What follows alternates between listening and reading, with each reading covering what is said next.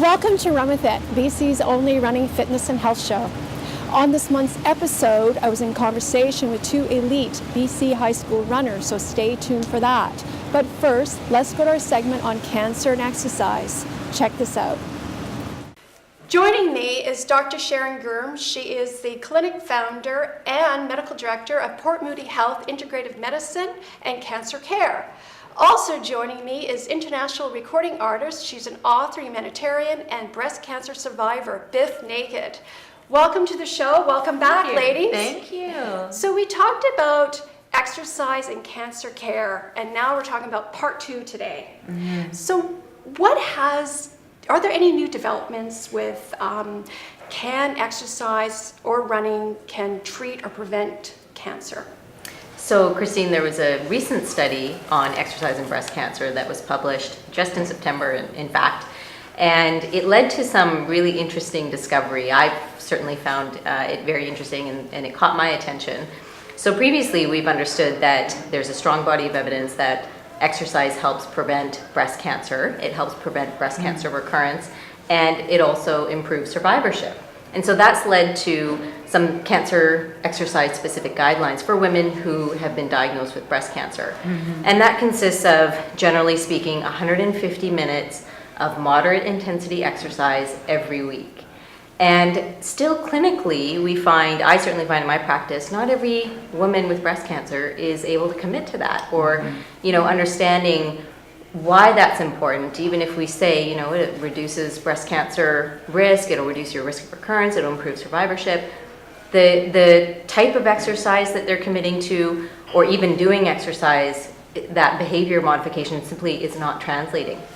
And so what's really interesting about this recent study, is that they sought to understand better what are the mechanisms that are actually taking place when a woman is exercising, and the effect that would have on the breast cancer, the tumor environment, the breast cancer cells, because we don't fully understand those mechanisms yet. So there's a bit of a knowledge gap, and what was really interesting is these investigators identified that there are specific hormones that are released when you exercise. These are stress hormones, but they're stress hormones that are released during that acute period of exercise. And these stress hormones, specifically what they identified are norepinephrine and epinephrine. Interesting. Yeah, and that these hormones, when they're released in that acute, moderate to high intensity sort of burst of exercise, so transient elevation of these hormones, that then leads to some downstream effects in that tumor microenvironment. So they found it actually reduced the cell viability of various breast cancer cell lines, and it reduced tumor growth. And those hormones in particular, what they're doing from a physiologic, biologic standpoint, is they're actually influencing a tumor suppressor gene, a very critical tumor suppressor gene, that then influences the growth of tumors, the growth of the cancer cells, and even drug resistance. Drug resistant. So this is a huge finding. It's a huge discovery. And so clinically, how that translates, in my opinion, is this is now information that we can take to patients as providers, and the viewers and listeners who are dealing with breast cancer as a diagnosis.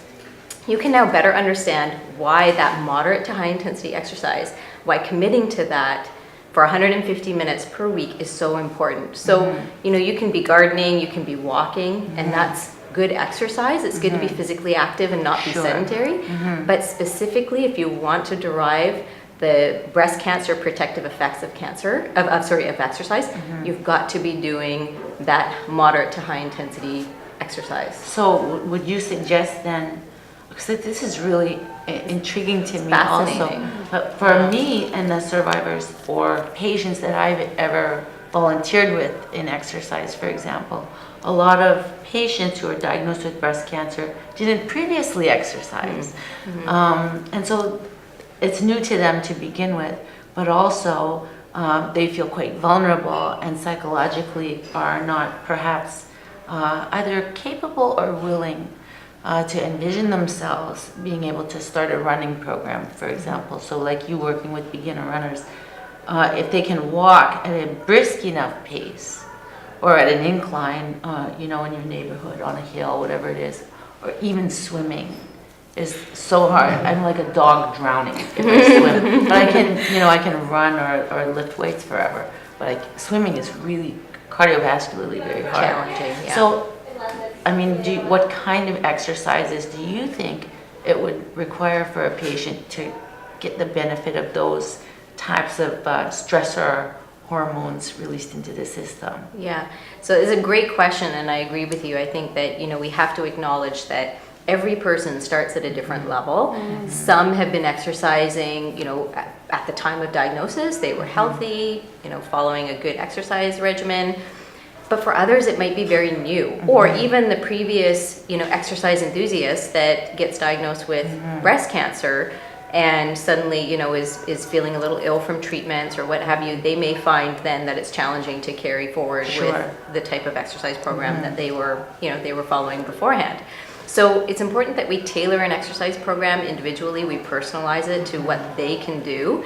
And this can just be a combination of, it should be, especially based on that study, it should be a combination of some warm-ups, some stretching, some resistance training, and then something that taxes the cardiovascular system, but not overtaxes it. And we've got to, build up that tolerance. And so cardio training and even resistance training doesn't have to involve using weights.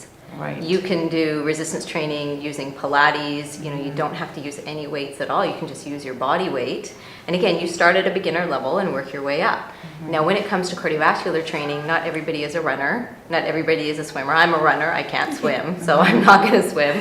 But, if you've got to find out what you like and what you enjoy, and then work with that and build your exercise tolerance. So it could be dancing. It could be it could be swimming, it could be running, or it could be walking on an incline. And that can be enough to get the heart rate up and build that moderate to high intensity level where you're breaking a sweat, you're getting the heart rate up, you're taxing the cardiovascular system, and it's that short burst that's really important, so it doesn't have to be for extended periods.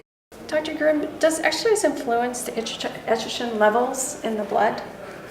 So that's a great question. I think, and this obviously really pertains to women with breast cancer, the estrogen levels, right? There's a lot of discussion around estrogen and the impact that has. If a woman has hormone-sensitive cancer, obviously that estrogen is something that needs to be looked at. In women who have, say, a higher body fat composition, especially this is the case for, say, postmenopausal women, where's that estrogen coming from? That estrogen isn't coming from the ovaries necessarily in a postmenopausal woman or a woman who's had a hysterectomy. The estrogen actually is coming from the fatty tissue in the body.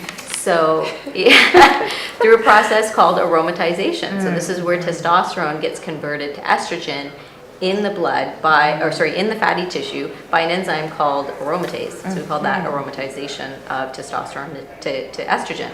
And then that estrogen then circulates in the bloodstream and can influence that hormone-sensitive breast cancer. Wow. So when you exercise, what happens? Your body composition is likely to change. That's right. You're going to have less percentage of body fat than you would if you didn't exercise.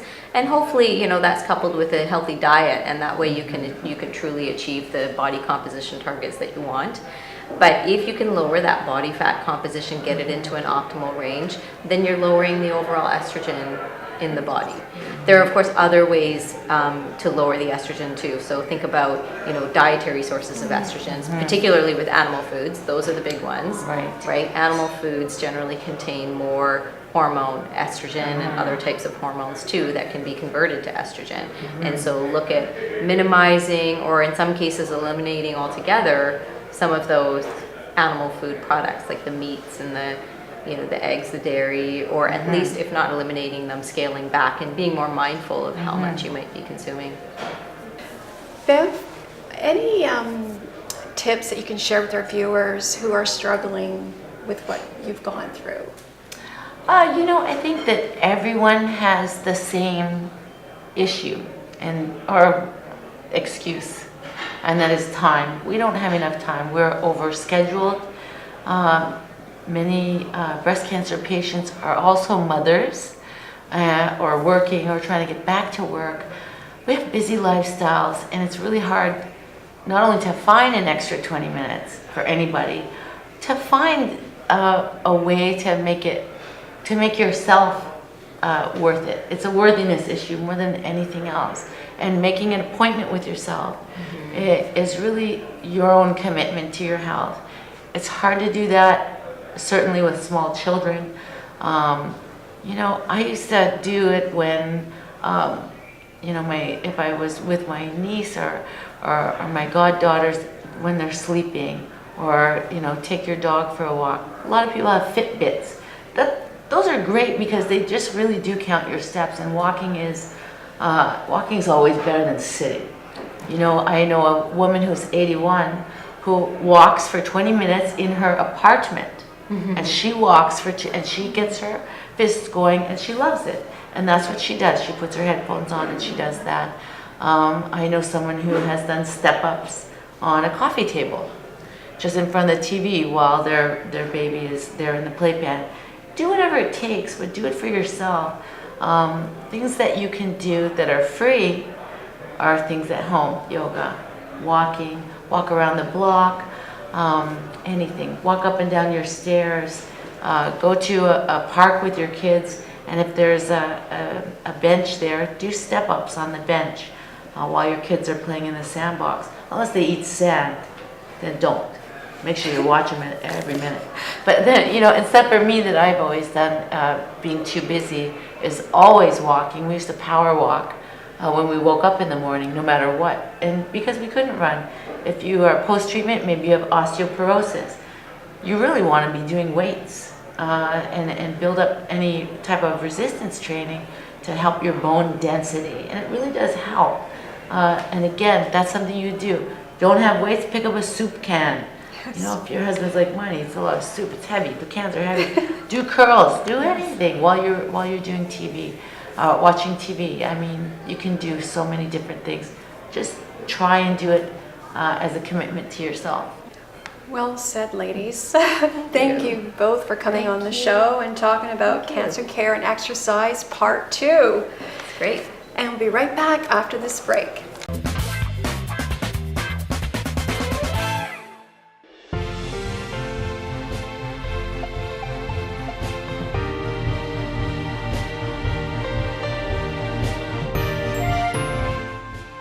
Congratulations on your 3rd place finish at the BC School Cross Country Championships. Thank you. Yeah, I had a really good race there and super happy with coming 3rd. So you were did you expect that? Well, yeah, I've had some good training and was feeling pretty good on race day, and the weather was a little bit cold, but yeah, it was nice to come top 3. Yes, and tell us about your training for cross country. I'm training with my club right now, Hershey Harriers. We do like 4 or 5 runs a week, and then a little bit of strength stuff, and then kind of like flexibility and stuff like that. But yeah, no, it's really fun. There's a great group of kids in the group, and it's a lot of fun. So you're going to be going to the National Cross Country Championships. Yes. Congratulations. Thank you. Yeah, it's in Kingston, so going there in a couple of weeks. That's wonderful. And tell us now about you were in Italy, right? Yes. And how did that go for you when you were doing? Yeah, so I qualified for the mountain running worlds in Italy as a junior.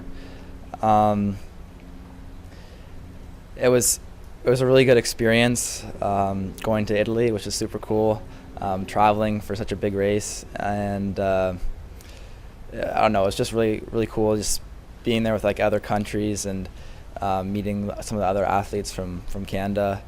I didn't have the best race, but I had a really good experience in Italy, yeah.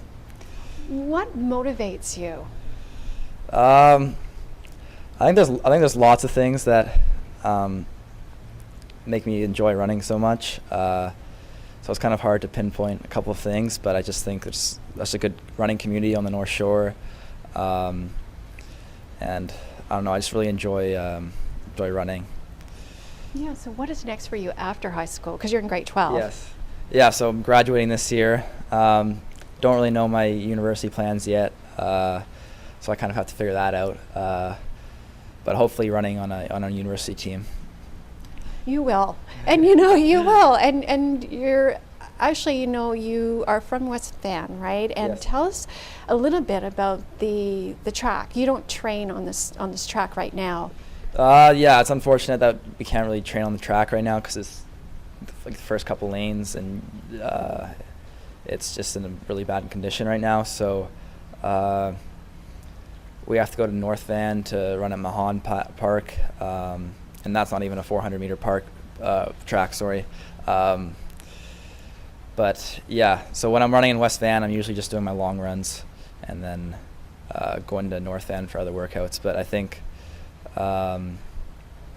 it'd be really good for more for the younger kids to have a track in West Van, so it's more accessible and kind of just promote the sport in our community, because we have such a good track community right now that I think can get even bigger. Mm-hmm. And you're making it work, and Yeah. that's inspiring. And any tips for those who want to follow in your footsteps? I don't know, just really enjoy training and kind of push yourself as hard as you can, and I don't know, have fun. And you're positive, and anything you love running so much that nothing is going to stop you. Yeah, well, I want to run for the rest of my life because it's such a good sport. But Good. I don't know, hopefully just stay healthy, don't get injured. I don't know, I just really enjoy it because when you train so hard, you do so many like hard workouts and stuff like that, you know, you focus on like every part of your life, like your eating and stuff like that. So it just gives you a lot of focus in what you're doing. Right. Yeah, And it's exciting. what is your favorite distance?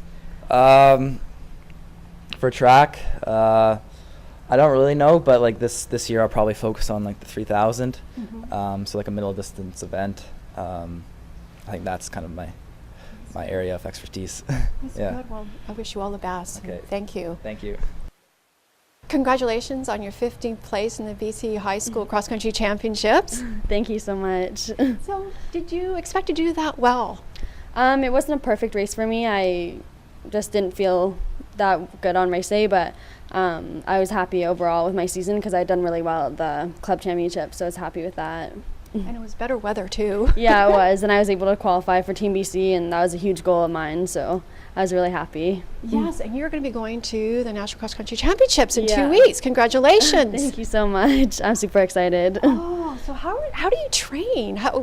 Tell us about that. So we usually train on the North Shore and then go out to Stanley Park for Saturday workouts. So we'll do like a couple sessions on the track and like grass fields, just try to keep the surface soft, and then do some loops in Stanley Park. So we kind of keep it varied. Varied. So Yeah. it's good injury prevention. Yeah, soft surface and not always the same.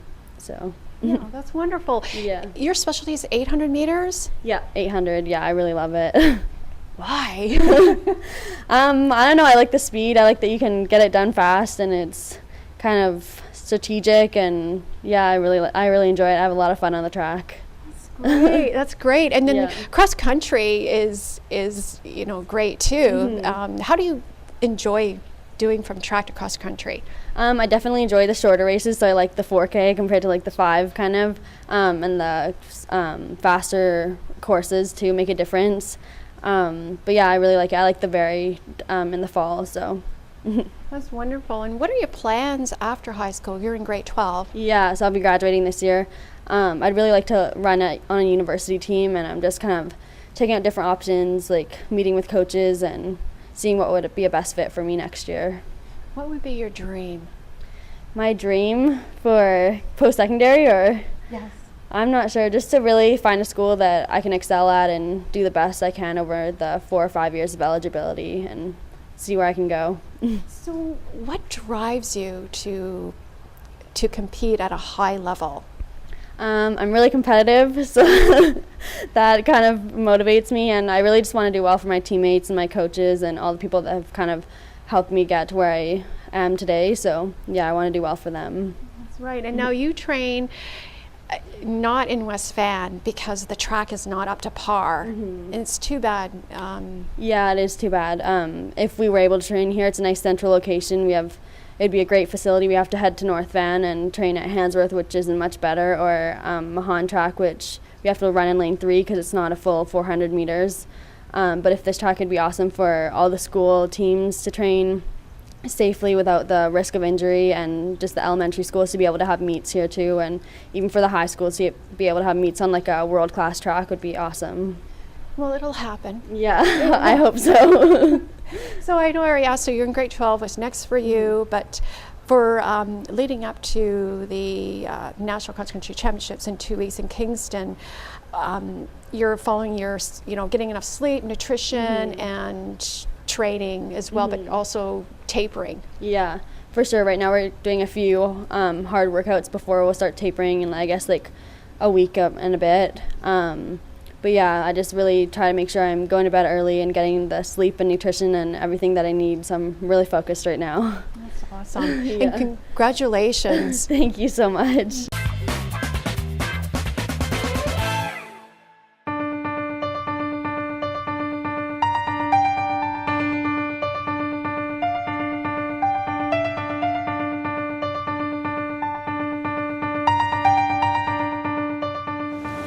Thanks for watching. If you have a question or comment about today's show, go to our website on the screen.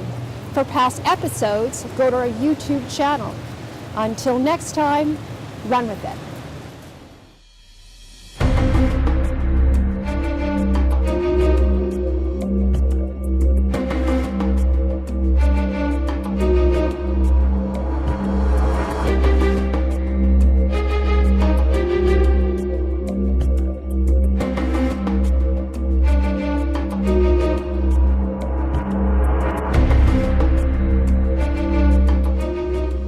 Run With It is sponsored by Be Well TV, Central City Brewery, Hype Hair, Mallory's Fashion Network and In for Women Clothing, Port Moody Health, Skechers Performance Canada, and Vancouver Sun Run presented by Ford.